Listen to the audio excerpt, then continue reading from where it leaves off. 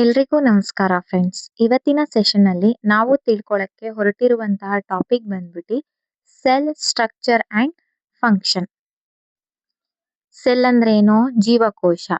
ಏನು ಜೀವಕೋಶ ಅಂತ ಅಂದ್ರೆ ಜೀವಿಯ ರಚನಾತ್ಮಕ ಮತ್ತು ಕಾರ್ಯನಿರ್ವಾಹಕ ಘಟಕ. The basic structural and functional unit of living organism.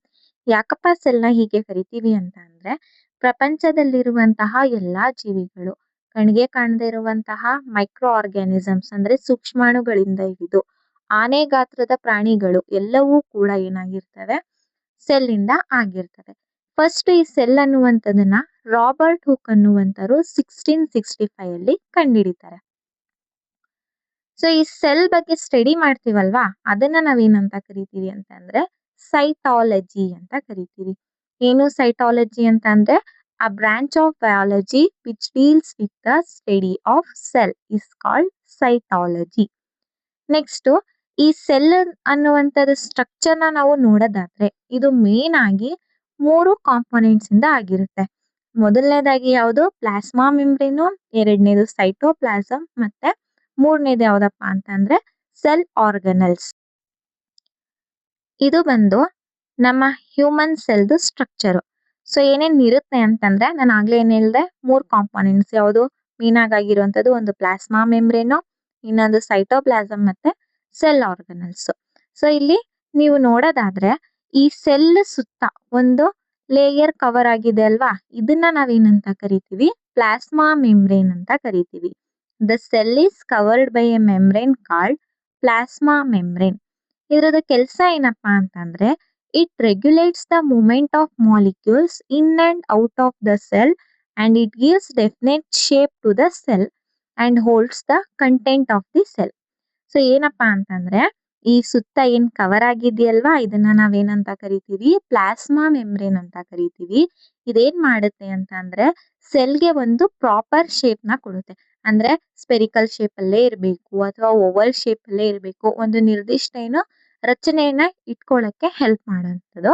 ಅದೇ ರೀತಿ ಯಾವುದೇ ಒಂದು ಮಾಲಿಕ್ಯೂಲ್ಸ್ ಏನೋ ಸೆಲ್ ಹೊರಗಡೆ ಮತ್ತೆ ಒಳಗಡೆ ಹೋಗಕ್ಕೆ ಬರೋಕ್ಕೆ ಹೆಲ್ಪ್ ಮಾಡುತ್ತೆ. ಅದೇ ರೀತಿ ಈ ಸೆಲ್ ಒಳಗಿರುವಂತಹ ಎಲ್ಲಾ ಕಂಟೆಂಟ್ಸ್ ನ ಏನ್ ಮಾಡುತ್ತೆ? ಹೋಲ್ಡ್ ಮಾಡ್ಕೊಂಡಿರುತ್ತೆ. ನೆಕ್ಸ್ಟ್ ಬಂದ್ಬಿಟ್ಟು ಸೆಕೆಂಡ್ ಕಾಂಪೊನೆಂಟ್ ಯಾವುದು? ಸೈಟೋಪ್ಲಾಸಮ್. ಸೊ ಸೈಟೋಪ್ಲಾಸಮ್ ಏನಪ್ಪಾ ಈ ಸೈಟೋಪ್ಲಾಸಮ್ ಅಂತಂದ್ರೆ the gel-like substance are the fluid content of the cell which hold many cell organelles. So ಈ ಏನೋ ಸೆಲ್ ಅಲ್ಲಿರುವಂತ ಫ್ಲೂಯಿಡ್ ಕಂಟೆಂಟ್ ಅಂದ್ರೆ ಇಲ್ಲಿ ಲೈಟ್ ಆಗಿ ಏನೋ ಪೆನ್ಸಿಲ್ ಅಲ್ಲಿ ಸುತ್ತ ಶೇಡ್ ಮಾಡಿದೀವಲ್ವಾ, ಇದನ್ನ ನಾವೇನಂತ ಕರಿತೀವಿ?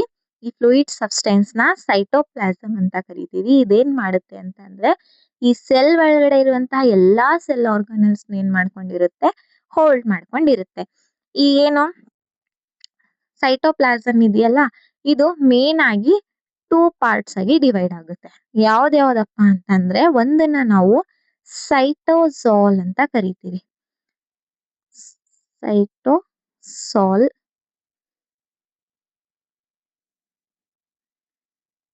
ಇನ್ನೊಂದು ಕಾಂಪೊನೆಂಟ್ ಬಂದ್ಬಿಟ್ಟು ಸೈಟೋಪ್ಲಾಸ್ಮಿಕ್ ಸ್ಟ್ರಕ್ಚರ್ಸ್. ಸೈಟೋಪ್ಲಾಸಮ್ ಅನ್ನುವಂಥದ್ದು ಎಷ್ಟು ಕಂಪಾರ್ಟ್ಮೆಂಟ್ ಆಗಿ ಡಿವೈಡ್ ಆಗುತ್ತೆ? 2 ಕಂಪಾರ್ಟ್ಮೆಂಟ್ ಆಗಿ ಡಿವೈಡ್ ಆಗುತ್ತೆ. ಒಂದನ್ನ ನಾವೇನಂತ ಕರಿತೀವಿ? ಸೈಟೋಸಾಲ್ ಅಂತ ಕರಿತೀವಿ. ಮತ್ತೆ ಇನ್ನೊಂದನ್ನ ನಾವೇನಂತೀವಿ? ಸೈಟೋಪ್ಲಾಸ್ಮಿಕ್ ಸ್ಟ್ರಕ್ಚರ್ ಅಂತ ಕರಿತೀವಿ. ಸೊ ಸೈಟೋಸಾಲ್ ಅಂತಂದ್ರೆ ಏನಪ್ಪಾ ಅಂತಂದ್ರೆ the ಆಕ್ವಿಯಸ್ portion of the cytoplasm. So ಏನೋ ಸೈಟೋಪ್ಲಾಸಮ್ ಬರೀ ಆಕ್ವಿಯಸ್ ಪೋರ್ಷನ್ ಅಥವಾ ಫ್ಲೂಯಿಡ್ ಕಂಟೆಂಟ್ ಏನಿರುತ್ತೆ ಅದನ್ನ ನಾವೇನಂತ ಕರಿತೀವಿ? ಸೈಟೋಸಾಲ್ ಅಂತ ಕರಿತೀವಿ. ಅದೇ ರೀತಿ all cell organelles R known as cytoplasmic structures. So ಈ ಉಳಿದಿರೋ ಎಲ್ಲಾ ಸೆಲ್ ಆರ್ಗನಲ್ಸ್ ನ ನಾವೇನಂತ ಕರಿತೀವಿ? ಸೈಟೋಪ್ಲಾಸ್ಮಿಕ್ ಸ್ಟ್ರಕ್ಚರ್ಸ್ ಅಂತ ಕರಿತೀವಿ. ಯಾವ್ದಪ್ಪ ಅಂತಂದ್ರೆ ಸೈಟೋಪ್ಲಾಸ್ಮಿಕ್ ಸ್ಟ್ರಕ್ಚರ್. ಸೊ ಇಲ್ಲಿ ಒಂದೊಂದೇ ಪಾರ್ಟ್ಸ್ ನಾವೇನು ಮೆನ್ಷನ್ ಮಾಡಿದೀವಲ್ಲ. ಸೊ ಯಾವುದು? ಒಂದು ಸೆಂಟ್ರೋಸೋಮ್. ಇದು ಸೆಂಟ್ರೋಸೋಮು, ಮೈಟೋಕಾಂಡ್ರಿಯಾ, ಸೆಂಟ್ರಲ್ ಆಕ್ಟಿವೇಟ್ ಆಗಿರುವಂತಹ ನ್ಯೂಕ್ಲಿಯಸ್ ಆಗಿರ್ಬೋದು, ಅದ್ರ ಸುತ್ತ ಬಂದಿರುವಂತದ್ದು ಯಾವುದು? Endoplasmic reticulum, Golgi complex, lysosome, then vacuoles. So ಇವನ್ನೆಲ್ಲ ನಾವೇನಂತ ಕರಿತೀವಿ, ಸೈಟೋಪ್ಲಾಸ್ಮಿಕ್ ಸ್ಟ್ರಕ್ಚರ್ಸ್ ಅಂತ ಕರಿತೀವಿ. ಸೊ ಅದೇ ರೀತಿ ಈಗ ಜಸ್ಟ್ ಇಂಟ್ರೊಡಕ್ಷನ್ ಅಲ್ವಾ, ಸೊ ಹಾಗಾಗಿ ಜಸ್ಟ್ ಇದ್ರದ್ದು ಏನು ಸ್ಟ್ರಕ್ಚರ್ ಮತ್ತೆ ಫಂಕ್ಷನ್ ಬಗ್ಗೆ ತಿಳ್ಕೊಳ್ಳೋಣ, ಯಾವ್ಯಾವ ಸೆಲ್ ಆರ್ಗನಲ್ಸ್ ಏನೇನ್ ಕೆಲಸ ಮಾಡುತ್ತೆ ಅಂತ. ಸೊ ಮೊದಲನೇದಾಗಿ ಯಾವ್ದಪ್ಪ ಅಂತಂದ್ರೆ ಇಲ್ಲಿ ನ್ಯೂಕ್ಲಿಯಸ್. ಈ ಸೆಂಟ್ರಲ್ಲಿ ಲೊಕೇಟ್ ಆಗಿದೆಯಲ್ವಾ, ಯಾವ್ದು ಇಲ್ಲಿ ಬ್ಲೂ ಕಲರ್ ಅಲ್ಲಿ ಒಂದು ಓವಲ್ ಶೇಪ್ಡ್ ಸ್ಟ್ರಕ್ಚರ್ ಇದೆಯಲ್ವಾ, ಇದನ್ನ ನಾವೇನಂತ ಕರಿತೀವಿ, ನ್ಯೂಕ್ಲಿಯಸ್ ಅಂತ ಕರಿತೀವಿ. ಇದ್ರದ್ದು ಕೆಲಸ ಏನಪ್ಪಾ ಅಂತಂದ್ರೆ it contains the genetic material DNA. So ಇದ್ರಲ್ಲಿ ಏನಿರುತ್ತೆ, ಜೆನೆಟಿಕ್ ಮೆಟೀರಿಯಲ್ ಇರುತ್ತೆ, ಯಾವುದು DNA, ಡಿಆಕ್ಸಿ ರೈಬೋ ನ್ಯೂಕ್ಲಿಕ್ ಆಸಿಡ್ ಅನ್ನುವಂಥದ್ದು. ನೆಕ್ಸ್ಟ್ ಬಂದ್ಬಿಟ್ಟು ಈ ನ್ಯೂಕ್ಲಿಯಸ್ ಸುತ್ತ ಈ membrane fold like structure present ಇದೆ. ಸೊ ಇದನ್ನ ನಾವೇನಂತ ಕರಿತೀವಿ, ಎಂಡೋಪ್ಲಾಸ್ಮಿಕ್ ರೆಟಿಕ್ಯುಲಮ್ ಅಂತ ಕರಿತೀವಿ. ಈ ಎಂಡೋಪ್ಲಾಸ್ಮಿಕ್ ರೆಟಿಕ್ಯುಲಮ್ ನ್ಯೂಕ್ಲಿಯಸ್ ಸುತ್ತ ಏನಿದೆ ಪ್ರೆಸೆಂಟ್ ಇದೆ. ಇದರಲ್ಲಿ 2 ಟೈಪ್ಸ್, ಒಂದು ರಫ್ ಎಂಡೋಪ್ಲಾಸ್ಮಿಕ್ ರೆಟಿಕ್ಯುಲಮ್, ಇನ್ನೊಂದು ಸ್ಮೂತ್ ಎಂಡೋಪ್ಲಾಸ್ಮಿಕ್ ರೆಟಿಕ್ಯುಲಮ್. ಏನಪ್ಪಾ ಇದು ರಫ್ ಮತ್ತೆ ಸ್ಮೂತ್ ಎಂಡೋಪ್ಲಾಸ್ಮಿಕ್ ರೆಟಿಕ್ಯುಲಮ್ ಅಂತಂದ್ರೆ, ಸೊ ಇಲ್ಲಿ ನೀವು ಕಾಣ್ಬೋದು ಏನಪ್ಪಾ ಅಂತಂದ್ರೆ ಎರಡೂ ಕಡೆ ಏನೋ ಮೆಮ್ಬ್ರೇನ್ ಫೋಲ್ಡ್ ಸ್ಟ್ರಕ್ಚರ್ ಇದೆ, ಆದ್ರೆ ಒಂದ್ರ ಮೇಲೆ ಏನಿದಾವೆ ಡಾಟ್ಸ್ ಪ್ರೆಸೆಂಟ್ ಇದಾವೆ, ಇನ್ನೊಂದ್ ಮೆಮ್ಬ್ರೇನ್ ಏನಿದೆ ಸ್ಮೂತ್ ಆಗಿದೆ, ಯಾವುದೇ ರೀತಿ ಮೇಲ್ಗಡೆನೋ ಡಾಟ್ಸ್ ಇಲ್ಲ. ಸೊ ಈ ಡಾಟ್ಸ್ ಏನಪ್ಪಾ ಅಂತಂದ್ರೆ ರೈಬೋಸೋಮ್ಗಳು. ಸೊ ಯಾವ ಎಂಡೋಪ್ಲಾಸ್ಮಿಕ್ ರೆಟಿಕ್ಯುಲಮ್ ಸರ್ಫೇಸ್ ಮೇಲೆ ರೈಬೋಸೋಮ್ ಪ್ರೆಸೆಂಟ್ ಇರ್ತಾವೋ ಅದನ್ನ ನಾವೇನಂತ ಕರಿತೀವಿ, ರಫ್ ಎಂಡೋಪ್ಲಾಸ್ಮಿಕ್ ರೆಟಿಕ್ಯುಲಮ್ ಅಂತ ಕರಿತೀವಿ. ಅದೇ ರೀತಿ ರೈಬೋಸೋಮ್ಸ್ ಆಬ್ಸೆಂಟ್ ಇದ್ರೆ ಅದನ್ನ ನಾವೇನಂತ ಕರಿತೀವಿ, ಸ್ಮೂತ್ ಎಂಡೋಪ್ಲಾಸ್ಮಿಕ್ ರೆಟಿಕ್ಯುಲಮ್ ಅಂತ ಕರಿತೀವಿ. ಸೊ ನೆಕ್ಸ್ಟ್ ಬಂದ್ಬಿಟ್ಟು ಯಾವುದು, Golgi complex. So Golgi complex ಬಂದ್ಬಿಟ್ಟು ಏನೋ ಇದು ಕೂಡ ಅಷ್ಟೇ. ಸೊ ವೆಸಿಕಲ್ಸ್ ಇದಾವೆ, ಅದೇ ರೀತಿ ಮೆಮ್ಬ್ರೇನ್ ಫೋಲ್ಡ್ ಲೈಕ್ ಸ್ಟ್ರಕ್ಚರ್ಸ್ ಇದೆ. ಇದನ್ನ ನಾವೇನಂತಾರೆ, ಇಲ್ಲಿ ಗ್ರೀನ್ ಕಲರ್ ಅಲ್ಲಿ ಕಾಣ್ತಾ ಇದೆಯಲ್ವಾ, ಇದೇ ಏನು ನಮ್ಮ ಗಾಲ್ಗಿ ಕಾಂಪ್ಲೆಕ್ಸ್. ಇದ್ರದ್ದು ಕೆಲಸ ಏನಪ್ಪಾ ಅಂತಂದ್ರೆ it modify packages and transport the protein and lipids. So ಏನು ಈ ಎಂಡೋಪ್ಲಾಸ್ಮಿಕ್ ರೆಟಿಕ್ಯುಲಮ್ ರೈಬೋಸೋಮ್ ಪ್ರೋಟೀನ್ ನ ಸಿಂಥಸಿಸ್ ಮಾಡ್ತವೆ. ಅದೇ ರೀತಿ ಎಂಡೋಪ್ಲಾಸ್ಮಿಕ್ ರೆಟಿಕ್ಯುಲಮ್ ಅಲ್ಲಿ ಏನೋ ಲಿಪಿಡ್ ಮತ್ತೆ ಪ್ರೋಟೀನ್ ಸಿಂಥಸಿಸ್ ಆಗುತ್ತೆ. ಸೊ ಅದನ್ನೆಲ್ಲ ಏನ್ ಮಾಡುತ್ತೆ, ಇದು ಮಾಡಿಫೈ ಮಾಡುತ್ತೆ, ಅಂದ್ರೆ ಕೆಲವೊಂದು ಚೇಂಜಸ್ ಗಳನ್ನ ಮಾಡ್ಬಿಟ್ಟು ಅದನ್ನ ಪ್ಯಾಕ್ ಮಾಡಿ ಅದನ್ನ ಟ್ರಾನ್ಸ್ಪೋರ್ಟ್ ಮಾಡೋ ಕೆಲಸ ಯಾವ್ದು ಮಾಡುವಂಥದ್ದು, ಈ ಗಾಲ್ಗಿ ಕಾಂಪ್ಲೆಕ್ಸ್ ಮಾಡುವಂಥದ್ದು. ಸೊ ಇನ್ನೊಂದು ಯಾವ್ದಪ್ಪ ಅಂತಂದ್ರೆ ಇಲ್ಲಿ ಏನೋ ಸ್ಟ್ರಕ್ಚರ್ಸ್ ಕಾಣಿಸ್ತಾ ಇದೆಯಲ್ವಾ, ಇದನ್ನ ನಾವೇನಂತ ಕರಿತೀವಿ, ಮೈಟೋಕಾಂಡ್ರಿಯಾ ಅಂತ ಕರಿತೀವಿ. ಈ ಮೈಟೋಕಾಂಡ್ರಿಯಾಕ್ ಇನ್ನೊಂದು ಹೆಸರು ಏನಪ್ಪಾ ಅಂತಂದ್ರೆ power house of the cell ಅಂತ ಕರೀತಾರೆ.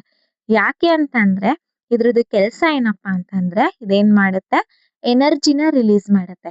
ಯಾವ ಫಾರ್ಮ್ ಅಲ್ಲಿ, in the form of ATP, adenosine triphosphate. ಈ ಎನರ್ಜಿನ ರಿಲೀಸ್ ಮಾಡೋದ್ರಿಂದ ಏನಂತ ಕರಿತೀವಿ, ಇದನ್ನ power house of the cell ಅಂತ ಕರಿತೀವಿ. ನೆಕ್ಸ್ಟ್ ಬಂದ್ಬಿಟ್ಟು ಲೈಸೋಸೋಮ್ಸ್.